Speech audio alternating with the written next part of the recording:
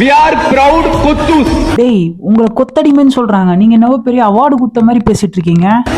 மீண்டும் மீண்டும் சொல்வோம், நாங்கள் கொத்தடிமைகள் தான்.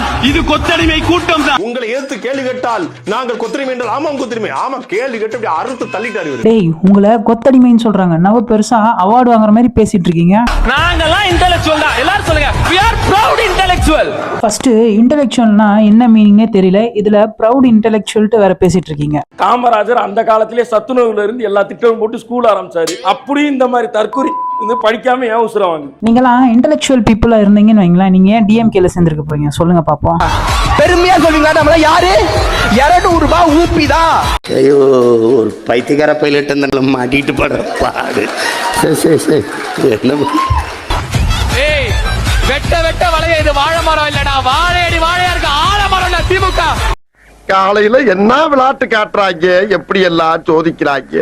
இந்த ஜென்சி டிஎம்கேன்னு பசங்க வந்திருக்கீங்களா, நீங்க போதும்டா டிஎம்கே குழி தோண்டு புதைக்கிறதுக்கு. இன்டெலெக்சுவலும் இல்ல, நாலேஜும் இல்ல, அந்த மாதிரி இருக்கிறவங்கன்னா இந்த டிஎம்கே ஜென்சின்றாங்க. அவங்க அம்மா இருக்காங்க, அந்த குழந்தையோட பாட்டி உட்கார்ந்திருக்காங்க பின்னாடி.